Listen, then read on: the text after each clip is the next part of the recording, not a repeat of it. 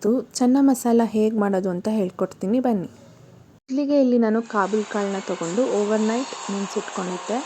ಈಗ ಒಂದು ಕುಕ್ಕರ್ ತೊಗೊಂಡು ಅದಕ್ಕೆ ಕಾಳು ಹಾಕಿ ವಾಟರ್ ಆ್ಯಡ್ ಮಾಡಿ ಸಾಲ್ಟ್ ಆ್ಯಡ್ ಮಾಡಿ ಲಿಡ್ ಕ್ಲೋಸ್ ಮಾಡಿ 2 to 3 ವಿಷಲ್ ಕೂಗಿಸ್ಕೊಳ್ಳಿ.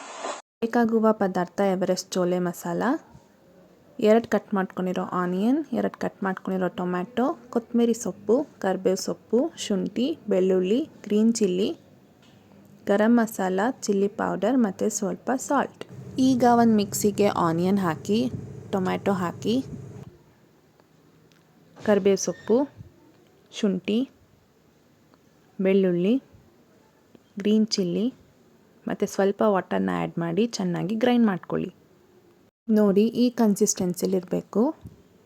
ಈಗ ಒಂದು ಪ್ಯಾನ್ ತೊಗೊಂಡು ಅದಕ್ಕೆ 2 ಟೇಬಲ್ ಸ್ಪೂನ್ ಆಯಿಲ್ ಹಾಕಿ ಗ್ರೈಂಡ್ ಮಾಡಿಕೊಂಡು ಮಸಾಲ ಹಾಕಿ ಚೆನ್ನಾಗಿ ಮಿಕ್ಸ್ ಮಾಡ್ಕೊಳ್ಳಿ. ಅದು ಸ್ವಲ್ಪ ಫ್ರೈ ಆದಮೇಲೆ ಅದಕ್ಕೆ 1 ಸ್ಪೂನ್ ಗರಂ ಮಸಾಲ, ಚಿಲ್ಲಿ ಪೌಡರ್, ರುಚಿಗೆ ಬೇಕಾದಷ್ಟು ಉಪ್ಪು ಇದೆಲ್ಲ ಆ್ಯಡ್ ಮಾಡಿ ಚೆನ್ನಾಗಿ ಮಿಕ್ಸ್ ಮಾಡಿ. ಈಗ 2 ಸ್ಪೂನ್ ಚೋಲೆ ಮಸಾಲ ಹಾಕಿ 1 ಗ್ಲಾಸ್ ವಾಟರ್ನ ಆ್ಯಡ್ ಮಾಡಿ ಚೆನ್ನಾಗಿ ಮಿಕ್ಸ್ ಮಾಡಿ 5 to 10 ಮಿನಿಟ್ಸ್ ಸ್ಲೋ ಫ್ಲೇಮಲ್ಲೇ ಕುಕ್ ಮಾಡ್ಕೊಳ್ಳಿ. ಅದು ಕುಕ್ ಆದಮೇಲೆ ನಾವು ಬೇಯಿಸಿಟ್ಕೊಂಡಿರೋ ಕಾಳನ್ನ ಇದಕ್ಕೆ ಹಾಕಿ 10 to 15 ಮಿನಿಟ್ಸ್ ಕಮ್ಮಿ ಫ್ಲೇಮಲ್ಲೇ ಕುಕ್ ಮಾಡ್ಕೋಬೇಕು.